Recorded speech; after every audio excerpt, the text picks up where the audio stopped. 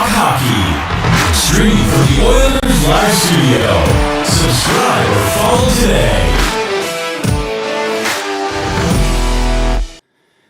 Hey, it's Michael here with Oilers Live for another Tuesday edition of Oilers Live Tuesdays.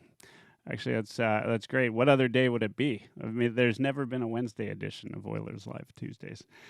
I have got guest co-host today, Mr. Dash himself, and on the line, we've got Lowetide joining us from his vacation somewhere probably tropical, I'm sure.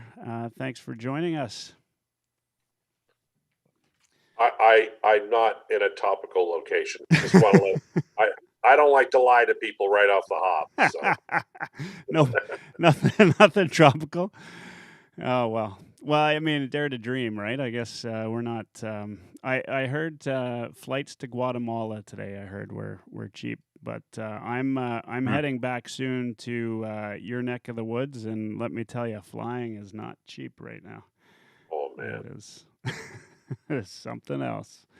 So thanks for joining us. Thanks for taking some time away from your vacation schedule and joining us today. There's Oilers off season, I guess, is probably, if you're going to take time and talk hockey while you're on a holiday, probably off season's the best because you don't have necessarily all the yelling and screaming fans, and we're kind of at a low point right now. I'd say with, I think the latest move, and unless if I missed something today, is the Cuckoo signing.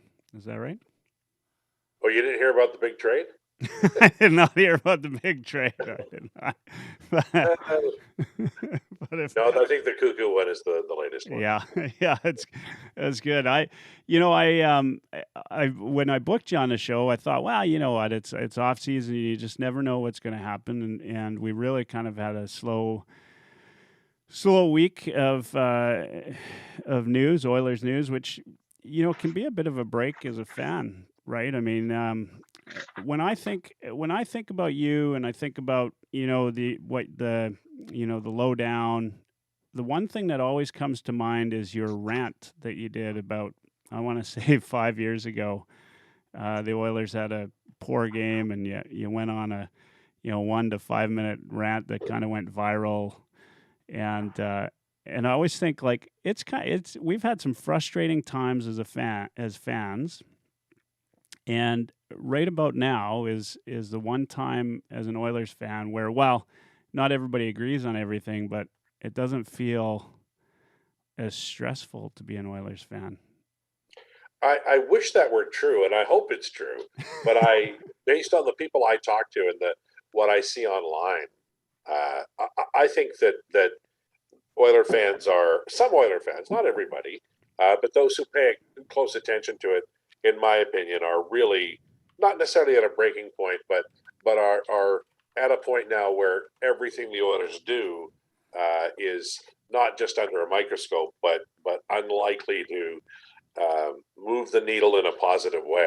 I find, and I'm not being critical, I'm more observing Oiler fans than being overly critical. I just think they're at their end of their rope, where they feel like this has been 15 years of investment. Where's the result? And that's one of the reasons why I think that we'll see a very aggressive. We saw an aggressive Ken Holland this summer, and I think we'll see an aggressive Ken Holland during the year if it comes to it. How hard do you think? You say that now, and I've having had the chance to witness Ken Holland over the last couple of years. He is probably one of the most patient men when it comes to building a team that you could find. How hard do you think it is for him to make that switch? That's a great question. One thing I find interesting about Holland is he does what he says he's going to do. We got to look at him when he was looking for a goaltender a couple of years ago, and he was very much after the fellow that Calgary ended up at. But as soon as he was unable to secure him, he checked down very quickly, I think, to Hodobin, and then it ended up being Mike Smith that he signed. And it's funny because I think that Holland does a lot of preparation and is very prepared once he goes in. But he had a lot to do this year, and then he got thrown a curveball in Adam Larsson, and I believe that one move probably it was difficult, was very difficult for him to overcome in real time, and we'll see whether or not what he did was enough. But I think that really threw the organization off. I think they believed Adam Larsson was going to sign in Edmonton. No doubt. Yeah, I would suggest, when you saw any insiders or anybody like that, it just seemed like it almost felt like a sure thing. And when the Vegas wrong expansion team, when the Seattle signing came in, I thought. I was in a bit of shock myself. I'm kind of curious. I'd like your take on this because I love Adam Larsson. Think he's a hell of a player. When you hear other players talk about him, how big of a loss do you think he is to this defensive core? I mean, that's kind of the big question now, right? And one of the questions, I mean, when I did say, we're kind of in a bit of a lull right now, and there's not as much complaining. There were even some complaints about the Cuckoo signing, which it seemed a little bit hard. But how important do you feel he was to this defensive core? He was very important. The only issue really was health, but this past year he was dynamite. In answer to how much they're going to miss him, this is going to be the worst answer I ever give, but I don't know. And I'll tell you why. Because the way Holland set up this team is the forwards, they have three lines worth of really good forwards. And I don't think the fourth line is going to be, crummy either. And so I forwards are a big part of the results and pushing results. And the defense are all pretty much good at getting the puck up to the forwards. So when I say I don't know, I'm reminded of that old Sutter, Daryl Sutter saying that basically is, in this league today, you don't defend. And you do, obviously, but the idea is the puck is, being retrieved and sent up quickly and smartly past that of the zone, as you saw Tampa Bay do during the playoffs. And you're not really playing defense as much. If the Oilers can do that enough, then I think they won't miss Larsson as much. The problem is that they've been so chaotic defensively for so long that a guy like Larsson on an Oilers team that has some gaps defensively has been so obviously important that I think fans and observers put extra importance on that guy. He was a good suppression defender. He was just filthy in the high slot and along the wall. He slashed and cross-checked. And Duncan Keith can do that, but Larsson is a younger man, and he has more fuel. And so I think they'll miss him. And if they play as much defense as they have the last 4 or 5 years, they're really going to miss him. But I do believe that Holland has created a roster that might not play defense as much in terms of the game action as they have in the past because of the forwards and the good puck movers on the blue line. Evan Bouchard is going to be a big time player here, I think. Yeah, and do you think Bouchard? You think he's going to get the shot that everybody thought he should get last year? I mean, it looks pretty obvious to us, but last year looked like he'd. I mean, I didn't suspect he'd be a full timer last year, but you certainly thought he'd play more than he did. Well, he played. There were 10 games he played in from early February to the end of February, and I think March 1st, where he played like 10 games, and he was really good. I think his expected goals were around 50%, maybe 46, 47%, 5-on-5 goal differential, and his shot differential was 55%. Right at the beginning of that period, he had a great game. I think it was against Ottawa, where he sent just a gorgeous floater shot pass that Jesse Puljujarvi deflected into the net.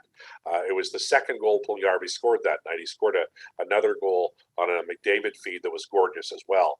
But Bouchard in that game. He did several things, including making a nice dish to McDavid, and it caught McDavid off guard. He wasn't expecting it.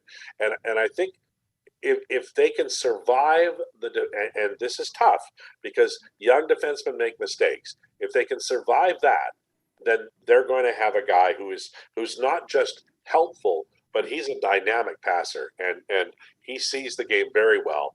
And even at 5-on-5, he can get those flutter balls in from the point, and they're great for tipping. The example I gave was Bouchard, but there are others. I think he's going to add a lot to this team offensively. I don't know how much he'll help defensively, especially in year one. And I say that understanding that Tyson Barrie also has some issues in that area. Yeah, Michael, you mind if I jump in and ask a question here? I think I really, a couple things pop out for me here. I think, and I've got two questions, if that's okay. The first one's quick. If Larsson didn't re-sign, and I think it's pretty widely expected that he was going to, it's out there that JP Barrie had stopped discussions months before. Do you think it was a mistake for Ken Holland to not have a plan B in place and just to have that expectation? I think that's fair, for sure. I think that you always want to have a backup plan, and I think his backup plan was Tyson Barrie. But my suspicion is that emotionally they'd moved past Barrie and had decided on Larsson, and Bear would be a part of that.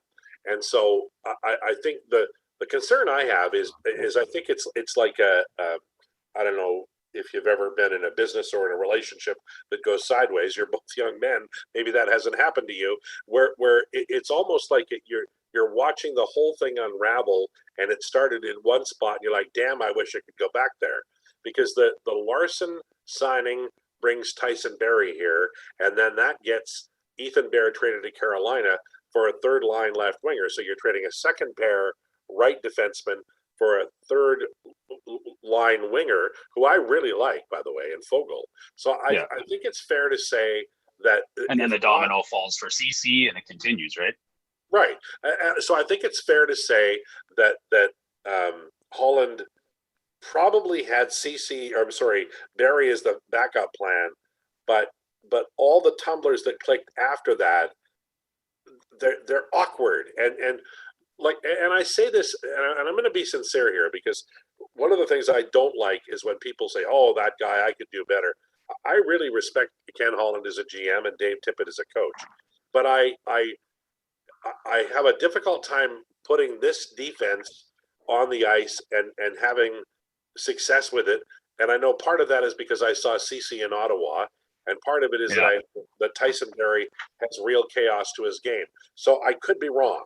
I've talked to people in Pittsburgh who said that CC is a different player now, so maybe he is. But I think your point that you made about Holland's backup plan maybe needed to be more airtight, or maybe he needed to have a better option for Larsson, a replacement, than Cody Ceci. Yeah, I think that's fair. And from what I understand and have read and seen, I think Cody Ceci played some sheltered minutes as well, right? It wasn't first pairing like he was previously in Ottawa and Toronto. Starting on the third pairing, moving to the second pairing, his minutes went from 23 down to 17. I think it's pretty widely accepted that we've got to keep anybody not named Darnell Nurse closer to 20 minutes or under. And that's a fantastic segue, and you're a true professional for my second question. The Edmonton Oilers have been a fantastic team off the rush and very effective at creating, high event opportunities. And I think, in my opinion anyways, our D has taken a bit of a step back as far as possession metrics, and potentially with the loss of Larsson and Bear and replacing those with Keats and CC. And, I know those were on other the analytics from while they played on other teams when it comes to Keith and CC, but neither of these two have had good possession numbers or good defensive work percentage since 2016. And, I think as it sits right now, I did some math. Our top six with their stats from last year had 280 giveaways and 50 takeaways. So my question that I stumbled into here is, how much do you think that additions of Hyman and Fogle and Derek Ryan and maybe an uptick from Yamamoto, who's another dog on a bone, can maybe give us that other dynamic? And can it either cover for our defense, or how does that complement our team being good off the rush? Well, I think that you made a great point there, because I think the forwards are so good now. They're Derek Ryan is a hell of a player. He might not be a third line guy, but when he's on the ice, good things happen in Carolina and in Calgary. So whenever he plays, and I think it's fair to say, if McDavid and Draisaitl are your top two centers, then the third line center maybe doesn't play as much as a normal one does. So I think Ryan might fit there. I like what they do there. I like Hyman a lot. I think the price was expensive, but I like him a lot because I see him as being a guy who can think the game really well and also play a very physical game and turn over pucks, almost like a right-handed, younger, faster Patrick Maroon is how I view him. And I think that's going to be a really good match. So like that's sort of what I don't know. And it's interesting you brought it up, because I have these two railroad trains coming down the railroad tracks, and one is like, it's going to be a high octane offense. Like, these guys are going to fly. Fire wagon. Yeah, exactly. McDavid's going to come off the ice, and everybody's going to be exhausted on the other side. And then Draisaitl's line's going to go crazy. And then Ryan's going to go out there with Fogle and Cassian or Archibald or whomever, and they'll probably have some success. So, 2 minutes into the game, tongues are going to be, wagging on the other side, and there's going to be some tiredness already building. But on the other side, defensively, I think the Oilers are almost they're almost as likely to give up as much as they accomplish. So I think we're going to have like 1980s hockey. The only thing I will say is, and I mean this sincerely, Dave Tippett knows what he has. I mean, they traded Ethan Bear, who was late in the game. Often you would see Dave Tippett pair Nurse with Bear, because he knew that pairing is really effective against elites, more effective than Barry. So he knows what he's gotten into, and so he knows it's a high risk operation, and that he's going to be asking a lot of his goaltender, and he has to have signed off on this. So my question is, what does he and what does Playfair see in this defense? And I know they're mobile, and I will tell you that I've seen some analytics on Duncan Keith that suggest he's far better as a puck mover even now than the regular numbers show. He's really good with the puck. Your question might have been facetious, but can I take a stab at answering that anyways? Sure. It was interesting to hear Peter DeBoer talking to Struddy the other day, because, he had mentioned that one of the biggest trends he's seen in the NHL and in his homework and trying to stay relevant was that, in order to beat the trap that was instituted for the last decade and more, it was to bring that fourth player up with the three forwards, right? And having that 4-man rush. Do you not think that Holland and Tippett perhaps recognize that trend as well, and see that, stocking Nurse, who is a good puck mover, but also with 5 other potential puck movers, that is what complements this team being good off the rush? I can agree with that totally. My only concern is a guy like Keith, who does pinch a lot, his foot speed isn't such that he can recover. So is that why they signed CC? I don't know. Bouchard is I love him as a player. I'm a big fan, but he's not a fast train, and there's a play that you have to make as a defenseman where you force the forward to shoot the puck in from the blue line, and then you have to beat him. You have to turn around and beat him back to the puck, and I think that's going to be a challenge for Bouchard. So those things are, you're absolutely right. I just the idea is there. I just wonder a little bit about the population that they brought in to accomplish that. And I don't know. Like, I'm not one of those people who just pronounces that I know, or that this is the way it is, or they're all dummies. I like to try to think along with the GM and the coach. And I'll admit that I'm a little flummoxed by the personnel brought in to play the game I think they're going to play, because I think you're right. I think their plan is to be in the defensive zone very little at 5-on-5, because they're moving the puck, and And look, I think a lot of the things that they did last year or the year before, since Tippett arrived, are really smart. Like they're better at getting out of their own zone. They do use better. Their defensive passes are better. Darnell Nurse has improved tremendously. There's less number of passes that are in the skates or a little bit high or too strong. He's got real touch on his passes now, and they're tape to tape. He's improved a lot in the last couple of years. Bouchard is really good at that. Bear was really good at that. Keith is, I think, going to really surprise people at how good he is at it. And Tyson Barrie is obviously very skilled too. So they've got a lot of that.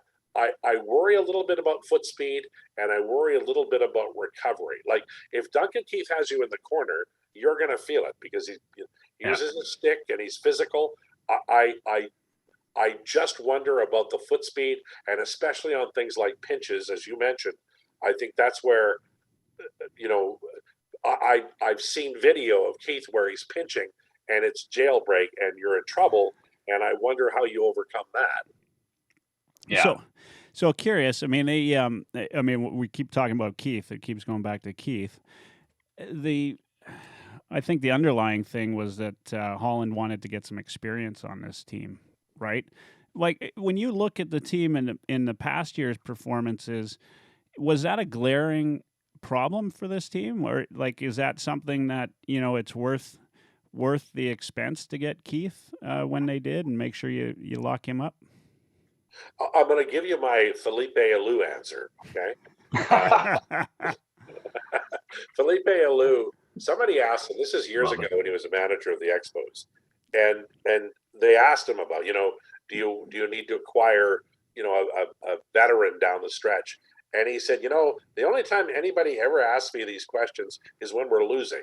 And I think there's something to that, where losing teams are always casting about saying these guys are losers, but we're going to go get good players and they'll be winners. And I think I could be wrong because I'm not there, but I do think it's overblown a little bit. And with regard to Duncan Keith, I think, from what we heard, I think the players were all thrilled to get him. But I do think there's a possibility, and I'll say this now in case I'm right and then I can brag, that he might end up being a third pairing defender, and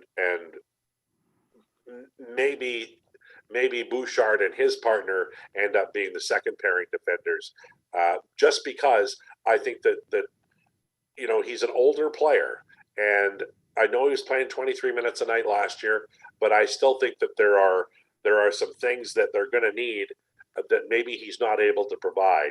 And so leadership might be a part of it. I can't speak to it specifically, but I think it might be in the case like the Oilers, who are a team that I think they're pushing hard and they got a lot of skill. I think that need for a guy might be a little bit overrated. That's my opinion. Well, I think Ken Holland's invested a lot in experience and intangibles right now. Hey, like it's a lot of people would agree that he's put some risks out there and some gambles. And I think one of them is expecting the youth to take another step. I think like he's in order for this to work, I think Lagesson or Bouchard or somebody there has to take another step forward. I completely agree. Well, I think with Bouchard, I'm very comfortable saying that Bouchard is going to have a good year this year, and I think as long as they're patient with him, I think Evan Bouchard is going to absolutely. I'm not saying 40 points, but I'm saying even with second pairing power play, 35 plus, he's very good, and his improvement in the AHL from the first to the second half when he was down there in 2019-20 is an underrated part of his story. The other thing is, and I don't know the answer here. I want to know how they're going to rotate the wings, because on the right side you've got Yamamoto and Puljujarvi, who have had really good months and half seasons, and in Puljujarvi's case, he's had a full good season now. And then you've got Holloway, who I think they're very high on the left side, who doesn't have a spot now. But if you moved Hyman to right wing, then you moved Holloway up, you might be able to accommodate Holloway in the top three wings. So I want to see how that all works out. My own belief is we're going to see fewer young players on this team moving forward, but they'll all be well baked in Bakersfield, and they'll all be really good players. I think the fringe players, the Archibalds, are going to continue to be the Archibalds, but I think that when they bring a guy up like maybe a Lavoie or a Savoy or a Holloway or a Bargot, they're going to be a pretty substantial plug and play. Well, I think that's one of the nice things the Oilers have going for them this year, say versus last year where you had the taxi squad, right? Is now we've got a chance to see some of these guys maybe for a 1 or a 2 game stint, and not worry about them sitting and resting on the sidelines for a whole season, right? Like, how big of a difference does that make on the defense where, you've got Legason and you've got, who knows, like I haven't heard much on Broberg, but, maybe when Samorukov, maybe. or Samorukov, yeah. I mean, we've been talking about this defensive, set of prospects for a couple of years now. And obviously we've lost out on 2, I think, big names with Caleb and Ethan going, but there's still some good names. Legason really surprised, I think, everyone last year. I think the guy to watch for this training camp is probably Samorukov, because he struggled in the AHL in 1920, but he had a tremendous year in the KHL. And I don't watch the KHL, but it might have been that he was being zoomed by his partner in a really good team. But his on ice goal differentials at even strength were monumental. I think he was like second in the league among defensemen. And if that's real, then we're talking about a guy. Remember when Ethan Bear surprised everybody a couple of years ago, right? And he was even surprised. I think it was Joel Person who was going to be the right side third pairing guy. Bear plays opening night. Larson gets hurt. He moves up with Darnell Nurse, and I think he stayed there for the entire year. So, that's a great point you make, because we might be anticipating something, and one of the kids might come in and make the point moot and just grab that job, and then we're not talking about anything but the new guy and the veterans that are around him. Well, I think Samorukov plays that style that's closer to Larson too, right? To quote our friend Dave Jameson, he plays angrier than a mongoose poised to strike. So it'd be nice to have that guy step up, other than just to have that element back in the top 6. Well, he's filthy. Like he's a really good open ice hitter, and we always haven't had one of those. Well, Jeff Smith, but there are other guys since then. Pronger was pretty good, but I think not bad. I think he does have that kind of skill set. I think he is that kind of guy. You worry about a rookie, but he's a big man and he skates pretty well. So, and then Broberg, I think. The only thing I'll say about Broberg is, I talked to Mike Zanier, who's a former Oiler goaltender who does radio color over in Sweden, and then I talked to people who saw Broberg in the bubble here, and then I saw him a little bit at the World Juniors, and he seems to be a different player in North America than he is in Sweden, and we know Sweden plays a different style. So I would suggest we shouldn't expect anything out of Broberg. But he does seem to have a North American feel to his game. And I know that the Oilers were raving about him in the bubble, and that was 2 summers ago, boys. Yeah. So he resembles Clefbaum a little bit, where he just does everything above average. Yeah, exactly right. Yeah. He's a great skater going straight, and he skates backwards really well. He moves well. He's got more skill than I think he showed in the SHL, and it's exactly like Clefbaum. I mean, honest to God, everything I just said about Broberg is exactly about what we said about Clefbaum before he got here. Yeah. Well, I think we've got an exciting team. Like, it's going to look, pretty good offensively, obviously. I mean, nobody seems to argue that point, having Hyman on that. Everybody just talks so highly of him. I can't wait to see, what he brings to that top line. Do you think that, because we only saw snippets of it, you think that second line of RNH, Yamamoto, and Draisaitl can regain some of that glory they had while McDavid was gone? Yeah, I think they can. I think Nuge kind of got lost a little bit last year, and I don't know why. I've watched Nuge his whole career, and he's a very smart player. I don't know whether he lost confidence or maybe he had a wrist injury that nobody talked about or something, but he just wasn't snapping the shot off. Towards the end, he did. Towards the end of the year, he was getting it off better. I think he scored a playoff goal. It was a nice one, but he didn't seem to be, you know, having the impact with the puck on his stick as a shooter at 5-on-5. And then Yamamoto, I'm convinced he was hurt. He got 2 goals in his last 27 games after scoring 6 or 7 in his first 27. And you know, that can be luck, but and he was playing well, but he just wasn't getting the looks that he had been getting earlier in the year, and he wasn't taking advantage when he got them. Draisaitl's a freak. I mean, I don't know what to say about Draisaitl. You know, every year I say Leon Draisaitl's shooting percentage is going to go down this year by this much, and every year he just goes, well, to hell with that noise. I'm going to shoot 17%. So from behind the net.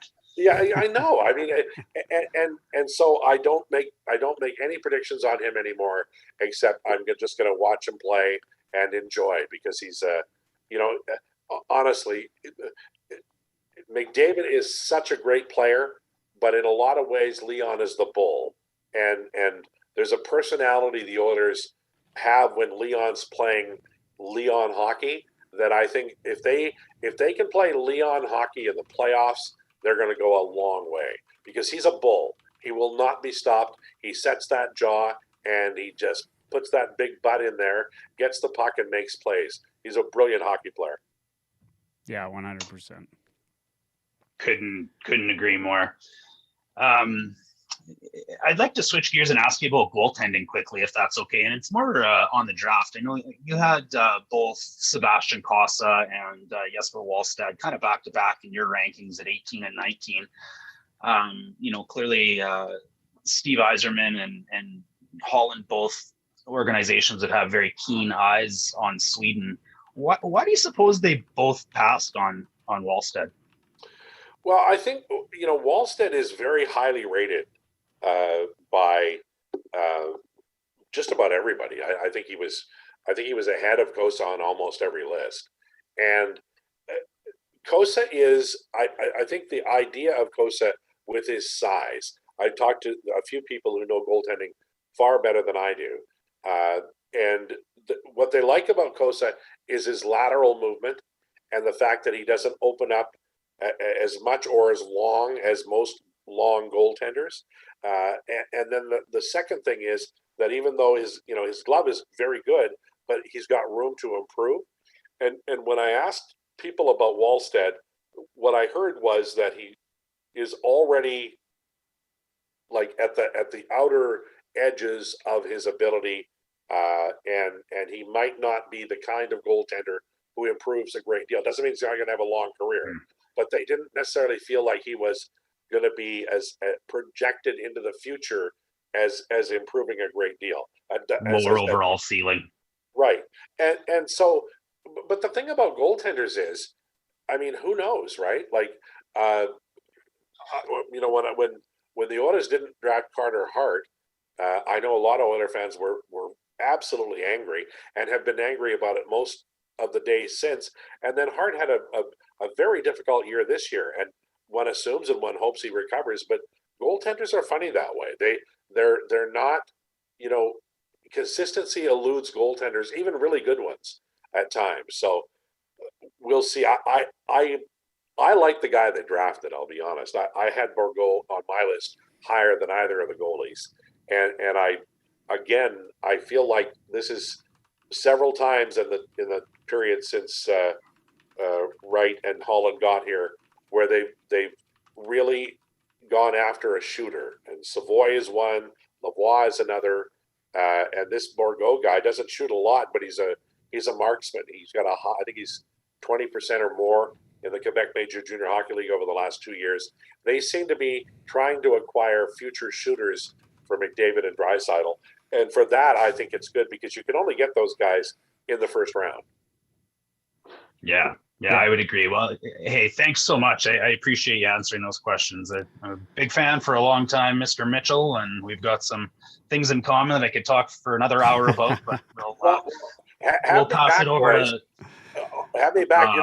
Your show is getting more and more popular. So, I need the help. And I know I know your guests are very good. And now, are you both from Saskatchewan? Well, I'm from Edmonton, born and raised, but I've got roots there, like most Albertans.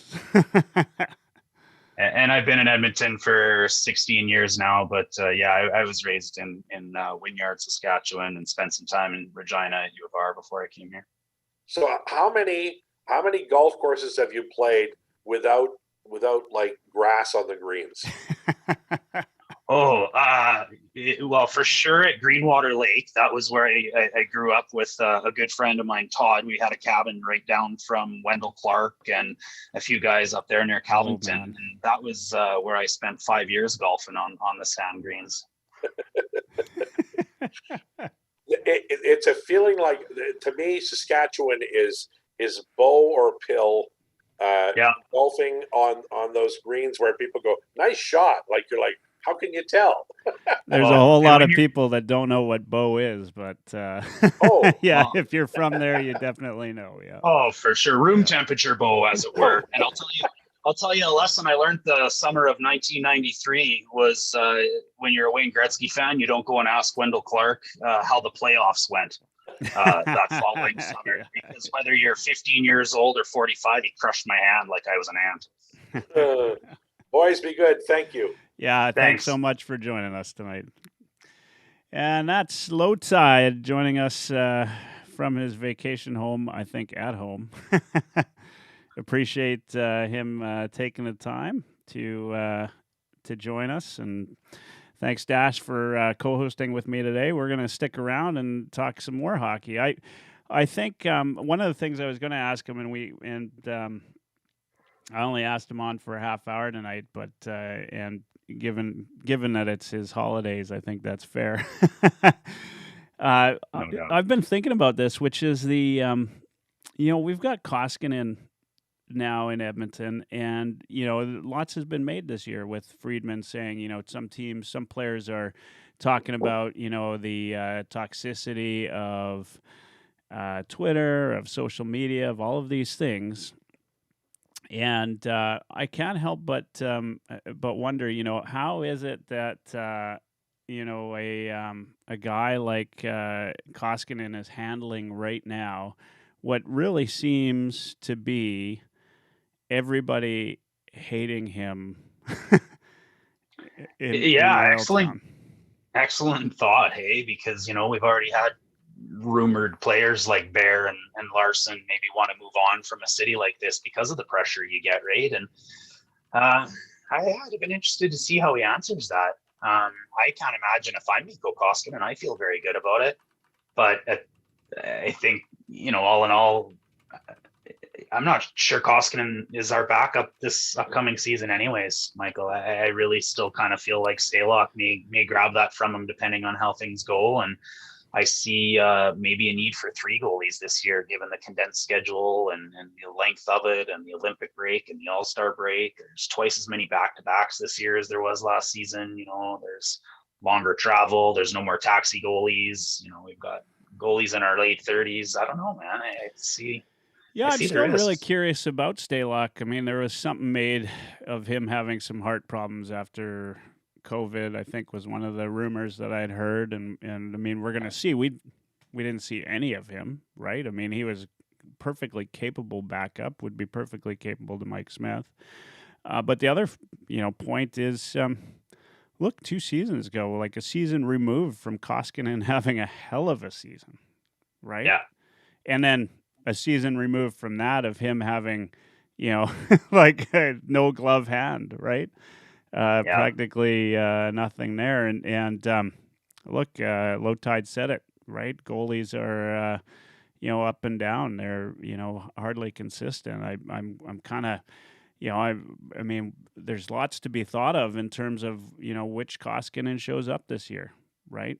Yeah, I think a lot's to be said about the way that Schwartz has handled him as a goaltending coach as well, and what that has to do with it, because, whether Koskinen came from the KHL, he won 2 championships. He lifted that trophy 2 out of the last 4 years before he came. Now, whether he was playing on Vladimir Putin's all-star team that didn't have to abide by the salary cap, well, that's whatever. Maybe that's irrelevant. But he came over being a different type of goalie. And when you're in the NHL, there's a lot more chances at a higher velocity. You get a lot more shots than you do in the European style and on the bigger ice surface. And did that expose him a little bit, or did that, did teams eventually on video figure out, that lateral movement that he has is a weakness, and in which case is that why Schwartz moved him to the back of the net? He sits underneath his crossbar. There's a lot of games that a 6'7" goalie looks 5'10", and I think is his glove hand exposed because he's playing so deep in his net, or did he not need that glove hand when he was in Russia because he actually came out and cut off the angle? Yeah, the Schwartz thing is such a enigma to me, because now having talked to Dursa's friend there as a goalie, was a competitive goalie, Chad Graham. Yeah, and Chad would tell you that the goalie coach really doesn't have that much to do with how a goalie plays, and Chad's played high level hockey. And I've heard that from a couple of other goalies. I would love to hear that from an NHL goalie, though, and find out, because you did, Markstrom, for instance, went over to Calgary, and there was talk about him missing his goalie coach, somewhat. And of course, LA, they had, was it Belfour was the goalie coach, I think, for a while, and they seemed to be pumping out I think it was Belfour. Now I've got to look it up. But anyway, LA seemed to be pumping out good goaltending for a little while there. And it just seems like certain teams get the best out of their goalies when you wouldn't expect it, right? Like certain... Wasn't it Bill Ranford, maybe? No, it wasn't Ranford for sure, but it was definitely an ex-goalie. But we'll look it up. And... it was Bill Ranford. There you go.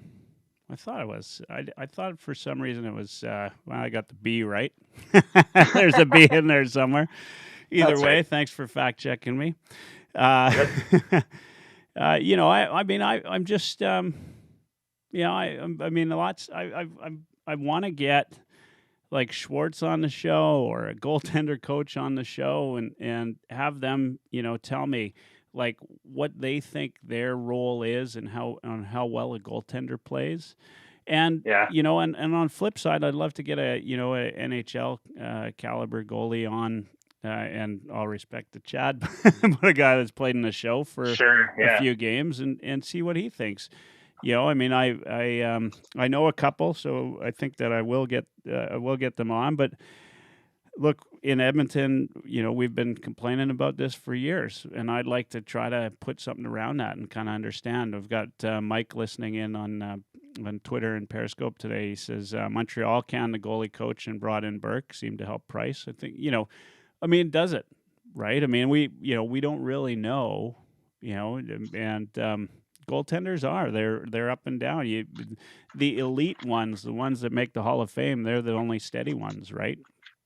There's not so many Vasilevskis there, but look at Binnington, right?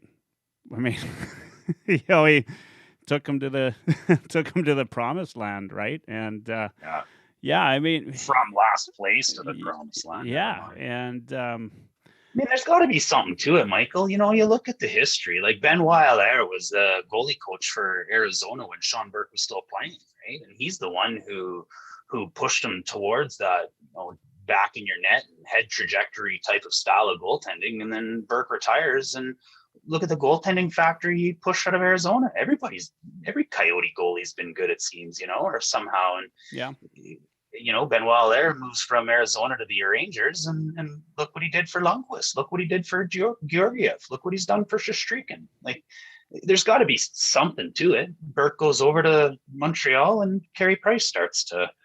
So, I don't know. Sometimes this is just a change of scenery, and it's something, a different perspective, maybe.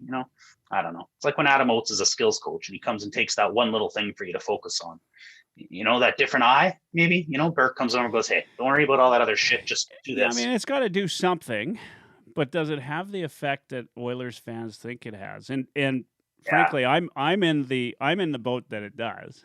So that's, having heard that, having heard though from some goalies and they're proud. I mean, as a skater, if you're a skater and you're out there and you're not going to give much credit to your skating coach either, right? You're going to, you take your own credit, right? I did it. I got out there and I, made the necessary, sure I had good coaching, but people will be somebody little has bit to put the work selfish, in, right? And have a little bit of an ego. I'm just curious. I'd like to sort of dial down into this and kind of and check and what I'd love to see is some type of the Athletic does those polls every year in terms of who's the best this. I'd love to see them do a poll on who's the best goalie coach, right? And I mean, there's been some teams that just seem to consistently get good goaltending. Minnesota is one, right? I mean, they got out of Dubnyk what the Oilers just couldn't seem to get, right? And we have been to your point. I think Nashville and Phoenix fixed Dubnyk first, right? And that was Sean Burke and Nashville's goalie coach, who's was that Mitch Korn, or maybe that was. Yeah, I'm not well versed on who's who in the goalie coach world, but I think Mitch Korn was actually brought over by Trotz. It might have been their guy before that, but to your point, Nashville's another one, right? Yeah, pushing out goalies. Just the thought really kind of gets me because we've, I mean, they and Mike on Twitter, he says a wealthy team like Edmonton should spend off the ice to the max, hire the top goalie coach available. Obviously, yeah. I mean, this is an area that Oiler fans have been screaming for. They've been a lot of people have been talking about it, and we've been, other than sort of Smith's performance last year, right? Like, we've been a bit of a goalie graveyard through the decade of darkness, right? And it would seem like we were a goalie graveyard, except that when the goaltenders would leave Edmonton, they seemingly found their game, right? Exactly. And guys would come to Edmonton, they'd play a good season, and then the following season they seem to, beat it out of them. I don't get it. We haven't groomed a goaltender in house since Grant Fuhrer, Michael. Yeah. Like, what does that say? Yeah. Right? We drafted Dubnyk in the first round. We had Delorier. Delorier is the one that bugs me. Dylan he took so much time, right? Yeah. I mean, I've always felt like he was a guy that was going to be a player in the league, and I think, I hate to think a franchise ruins a player, but in that case, I just think he got caught up. Mike says Brossois. I mean, there's another guy, like he's doing all right. In fact, rumored is a potential target for Edmonton again, right? So. Let him go for nothing. Might as well pay for it and get him back. Yeah, I mean, the whole thing kind of bugs me, and I would just love to. Obviously, it always comes down to goaltending when you go deep in the playoffs, right? Who has it and who doesn't have it? I mean, there's obviously other factors, but still, it's if everybody could have a Vasilevsky, right? Like that would be quite the league, and the Oilers teams that made it deep always had somebody. Rolison, in 2006 was absolutely outstanding, right? And he got them a long way. I mean, even in the in our last run, Talbot was fantastic, right? Like he played really well, and took us a little ways. You got to have really good goaltending. I wouldn't say though that, I say that, and I don't want to put any of that on Mike Smith in the Jets series. I thought he played pretty well. He played good enough. Yeah, it wasn't our reason we lost. It was interesting to hear Lowetide say that he, seen Ken Holland go through, the motions or the checkdowns for the goalies, right? How he kind of started with Kemper, then worked down to Khudobin and got himself down to Mike Smith. And I find that kind of intriguing at the same time as interesting because, that I think Holland is obviously gambling on not just some of those defensemen to take a step up, but I think where we're at in our goaltending situation is he's going to let it ride. If we're at this point now, I don't think Koskinen's going anywhere off of this team unless it's to the minors. And maybe that is because Konovalov can take the next step up as a goaltender. Maybe Yeah, we Skinner haven't can mentioned take the him, next right? step, Yeah, right? Skinner, Konovalov, yeah. And so I think if those two guys, one of those two guys, pardon me, and a Bouchard, and a Lagesson, or, Benson, like those guys, it's going to be absolutely crucial to our success for those guys and their value contracts to be part of our cap moving forward. So I don't know. Maybe we just see what happens this year and the goaltending shakes out how it does. Maybe he gets aggressive during the year, like Lowetide says, and makes a change. But if not, Koskinen just goes away at the end of the year. And, yeah, maybe one of the young guys is ready to step up. There's a lot of other goaltenders available at the end of this free agent year coming up for 2022. So I don't know. The curiosity now, right? The next big thing for the Oilers has got to be the Yamamoto contract, right? Yeah. And, I'm kind of curious what happens there. Obviously, they're in contact all the time, but, the part that scares me about this is not necessarily, I know, he's got no arbitration rights, so they'll get him signed. Right. Right. But at what cost, right? If you underpay a guy, right, does he carry some anger towards the team, right? Yeah. I don't think there's any doubt. I think when you see Adam Larson and his agent JP Barry getting ground down by Ken Holland, and then he brings in Duncan Keith for 5.5 all nonchalantly and gives him his spot on the Seattle protection list. I guarantee you, if I was Adam Larson, I don't know if Adam Larson was, but if I was, I'd be upset.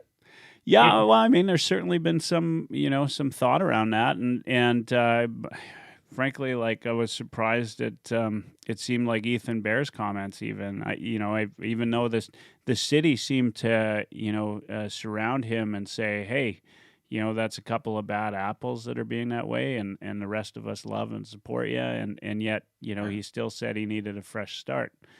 Right. So maybe there's more there.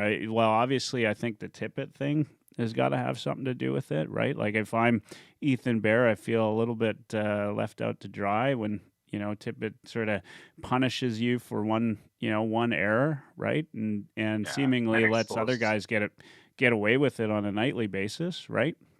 Yeah. When you've played really solid minutes for a team, you've come prepared and there's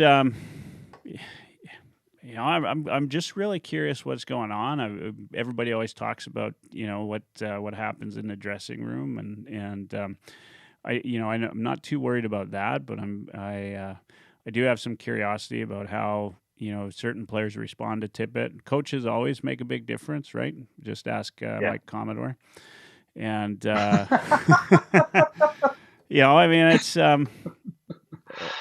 look. Don't sugarcoat it, Tommy. Tell us how you really feel. Yeah. He's I played hockey with his brother, last year or year before. The two of them look identical to each other. Oh no. Yeah. No. Well, the other side of it too, Michael, isn't it? It's just not that like a guy might feel ground down either.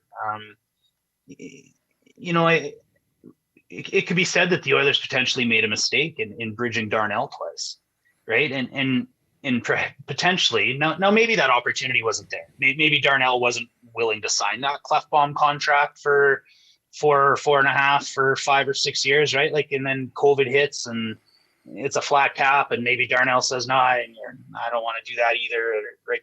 But I think ultimately the Oilers may have made a mistake in not just trusting the player. If you trust the player and you know that this is a guy that's going to be a part of our core for the next 8 years, they wouldn't have had to have bought 8 years of Darnell. And is that happening with Yamamoto, to your point, right? Like if we're going to grind him down to 1.75 or 1.5 and, AVV over 2 years, and we're trying to give him 3 when he wants 5, well, that's a big difference to him, 3 to 5 million. To the team, it's, 1. Well, the problem I do have with the league now, though, is this, right? Is that, we're grinding Yamamoto down, but he had one really good season and one so-so season, right? But do we trust the player? Yeah. If we trust the Yeah, player, I mean, and we think that's, he's I part mean, of our yeah, but core, you're, then sign him for we're 4 or not 5 years talking, now. we're not the money talking that trusting a guy with $20 though, right? We're talking trusting a guy with a couple of mil, right? yeah. And so, and that's, you know what, it's the nature of the league right now, right? Like you know, and say it for what it is, right? To get guys to play in Edmonton is just not that easy, right? We love our city, but you know, I mean, frankly, there are other places guys want to play, and if you know the Larson thing and the Ethan Bear thing are right, I mean, the toxicity of, you know, some Oilers fans just can you really get on a player. I mean, well, hell, like people were attacking Connor McDavid's girlfriend, right? Yeah. Like they accosted his parents, right? Yeah. Like the fact that the guy is, you know, still there and being a warrior for the Oilers, right? Even though, I mean, I'd be a warrior too if I got paid his money, but Sure. you know, the fact that he's doing that and when he could easily, you know, demand a trade. I mean, look at Eichel, right? Like, Yeah. I mean, Dropped it right beside him. I mean, there's so, you know, I'm just situations, curious. of course, I'm but curious what Connor that uses that maturity. Yeah, Connor's good. I mean, obviously, you know, and I've never got the impression, despite what Eastern media says, that he wants out. But you know, over time, I mean, if it does keep going this way, he might. But he seems to have, and we're going to wind down here, but maybe we'll just take a little bit of a turn here. How much say do you think? I'm just curious your take on this. He actually gets. I mean, they've been talking about this Keith thing, right? That Connor McDavid said he wanted Keith on the roster. I mean, did he? And did he call up? I mean, he obviously had something to do with Barry coming over initially, right? Yeah. I mean, you know, if you look back at this roster 10 years from now, you know, is it going to be in the tell-all book from Ken Holland to say Connor McDavid actually ran the team? I think there's going to be some truth to that. It's a tangent for sure. I've got lots to say. How many minutes do we have left? We got no minutes, but so you got, you know, I think that a lot to say. You know, my short answer is that I heard Tippett on Saravelli and Gregor's DFO rundown. I don't know if you had a chance to listen to that from yesterday yet. And he was directly asked the question, you know, Gregor being in this media obviously knows what's being said in this media or in this, you know, demographic. And he straight up said, you know, how much help do you end up providing to Ken Holland for decision making or something like that into that route? And his answer was not shocking to anything you and I have been talking about on our respective shows recently, is that we also think Dave Tippett was heavily, you know, in part of these decisions. And he confirmed exactly what you've been saying on your show for weeks, Michael, because he said that, you know, it's the GM's job to narrow down the list. Once they've narrowed down the list, they absolutely put it in the coach's hands to get their opinions. And the coach, he flat out said that the coaches will look towards the players for their key opinions. So, you know, if you don't think that McDavid had his say on having Nuge on his wing, it's got to be. Why would it take Tippett so long to go to that dry line otherwise? And you know, for the Keith comments and everything else, there's no doubt in my mind. I think, like, you Tippett coaches with veterans. He likes to have veterans in front of him. He likes the Barrys. He likes the Keiths, and that's the way he helped Holland construct this team. That's my short answer. All right, well, I'm going to let you have the last word tonight. Ooh, buddy. Well, hey, that is it. That. There's an honor. Hey, well, proud to be on this heavy hockey network with you, my friend, and thanks for having me on the show. Thanks for letting me co-host. Been a big fan of Lowetide for a long time. That smooth voice gets me through some of my hard days. So I really appreciate it. And honestly, just thanks for having me on. Thanks for having me part of this. Yeah, if he's listening or not. I mean, he really, and he's good. And in his memory, right? For like specific plays or specific instances, you know, there's not many better than him. I have always said, and I'm still going to let you have the last word, but I've always said this, that one thing Oilers fans need to appreciate is just how good some of the media is that we have. And I think of guys like Bruce McCurdy. I think of Lowetide. I think of Struds, right? I think of, I love him or hate him, even Stauffer. I mean, that guy like knows stuff like the back of his hand, right? We've got Jack Michaels calling games. I mean, the list goes on, right? There's been our share of duds in this as well, but for sure, yeah. But certainly we've got some of the greats as well. So I've always enjoyed that I can go, and this DFO rundown now is really good, and Oilers Nation does a great job, and shout out to all those guys, right? They all do good work, and then they give us time. They come out here and they give us that time. All right. Having said all of that, we're 6 minutes over. You get the last word. Anything you want to say, Dash? Thanks for having you on, and close it up for us tonight. Awesome, buddy. Well, you know what? Pleasure to be on. Pleasure to have Al give some time to our show, and maybe I'll finish off with Mike Nurse's famous line from our show on Straight Off the Pipe, and keep your stick on the ice and keep reaching for the stars. Let's go, Oilers.